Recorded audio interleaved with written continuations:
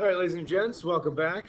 Today we're going to practice a little bit with our idea of continuous functions and types of discontinuity. So in our warm-up here, you can pause it and try it out yourself, but I'm going to jump in and get rocking and rolling. We're going to identify 4 x values where there are discontinuities. For each x value, you should identify the type of discontinuity. So we call them certain things.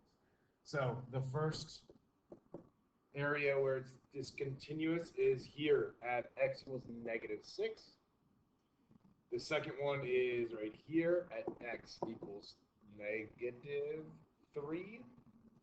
And then you got one at x equals 0. And finally, one at x equals 2.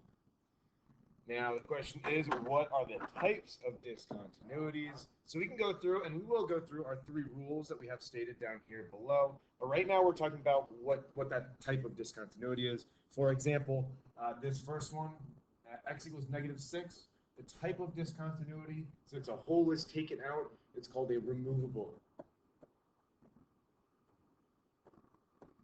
discontinuity. Flip to your first page where we talked about these, and you'll see these kind of outlined pretty clearly. This feels like that's spelled wrong. Removable. That feels better. Next, that still feels weird, but whatever. X equals -3. Okay. So here we have a functional value at x equals -3, but the limits from either side don't agree, so there is no limit. And what we call that happening there, that is a jump discontinuity. It kind of just all of a sudden jumps from one spot to the next. That is discontinuous. Jump discontinuity.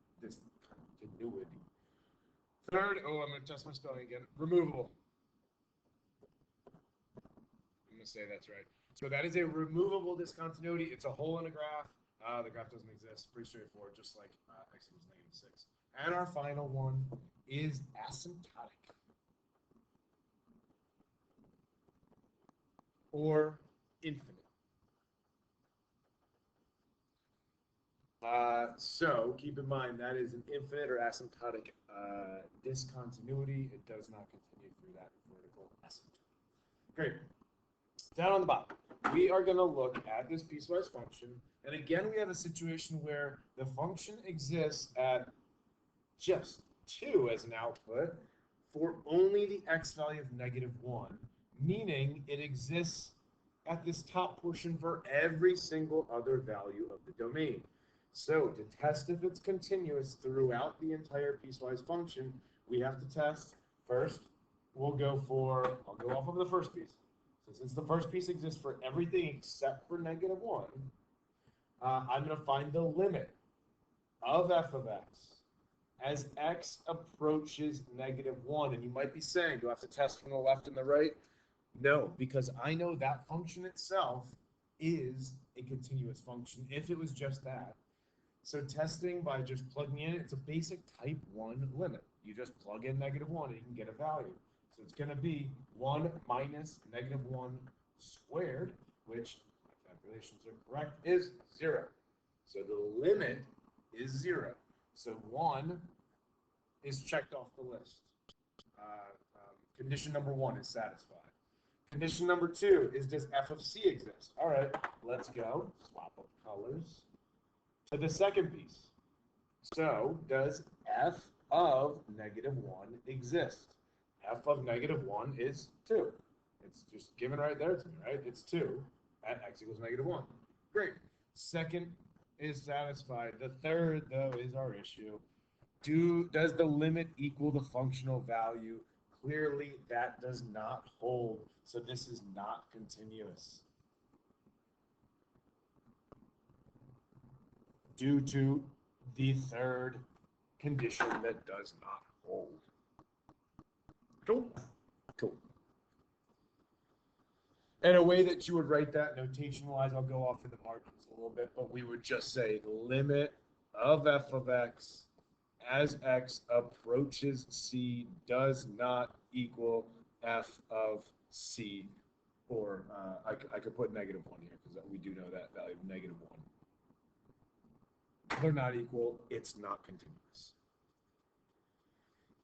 The remainder of these are going to be practice figuring out what is the c value that makes a function continuous. And you'll see the pattern is kind of logical. All right. So we have, again, a function that exists in this form for everything except for -2. That's saying everything to the left of -2, everything to the right of -2, it's that function.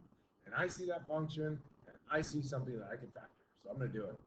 X plus 2, X minus 1. And the reason also I'm doing that is because if I plug in -2 here, that ain't going to work. It's a 0 on the denominator and numerator. So type 2 limit, if you keep a track. X plus 2 on the bottom will cancel, leaving me just with the simplified form of just X minus 1. Just that. Well, that's going to be easy then, because now I'm going to test the limit of f of x. As x approaches -2, I can just plug it in. -2 minus 1 is -3. Great. Now what I have to do is I have to think of the functional value. So the functional value there, so f of -2, and what I want it to be is -3. What it is c. And the question just says, what is c? So if c is -3, it's continuous. C equals -3. Boom. That's continuous. That's essentially taking our top blue graph that I've circled is a rational function. It has a hole in it. It actually becomes linear, but it's a linear function that just has a hole in it. And this c value of -3 essentially plugs that hole and makes it continuous. All right, another. Again, I want to find the value of c that makes it continuous. Now, in this case, though, I've got a piecewise function exists somewhere on the left, somewhere on the right. Be careful. Typically, we would see this written the other way, but in this case, this is where, ignore what I just said. X is less than 2. So my first one, what I'm going to play around with is the limit of f of x as x approaches 2 from the left. So dealing with that, okay, I'll put in a 2 for x. So c times 2 squared plus 2 times 2. All right, that'll get me 4c plus 4. And I'm nowhere with that. But remember, the limit has to exist, meaning the limit from the other side has to be the same thing from the left and the right for the limit to exist. So let's work with that. The limit of f of x. As x approaches 2 from the right, I'm going to go off of that second equation. And again, this is a really basic type 1 equation. Plug in 2. So 2 cubed minus c times 2. Simplified out, 8 minus 2c. So I have these two expressions. And again, think big picture. What must be true? The limit must exist, which means it's got to be the same from the left and the right. Those two things must be equal. Oh, I can solve that out. Add your 2c over. Subtract 4 over.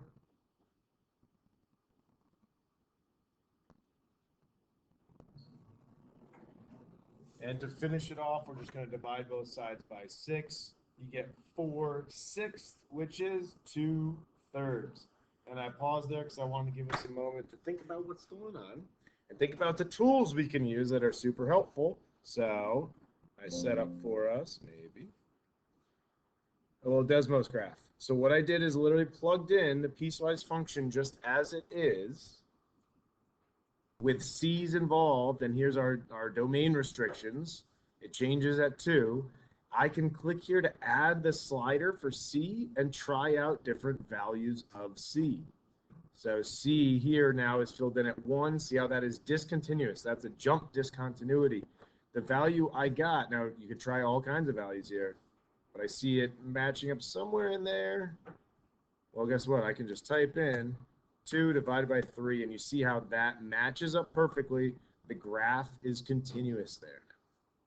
So a great way to check yourself on a lot of these answers, hey, just plug it into Desmos, see what it looks like. Let's continue with another example. All right, so again, we've got two pieces of a function. I want to find the value of c that makes them continuous. So again, I want to look at Now this is the one here. X is greater than is stated first. Usually we would go the other way. So I'm going to look at the second equation first. The limit of f of x as x approaches 1 from the left would be off of that function. And since that's just a basic type 1, I can plug in 1. I get 2c minus 1. I can't do much more with that. So I'm going to look at the right-bound limit. So the limit of f of x as x approaches 1 from the right just goes off of my right portion of the equation where x is greater than or equal to 1. And let's see, so plug it in, it's going to be 3 times 1, which is 3 plus 2.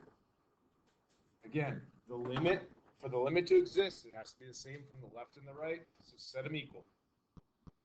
Now I got, let's see, 2c equals 6, and I add that over, so c equals 3.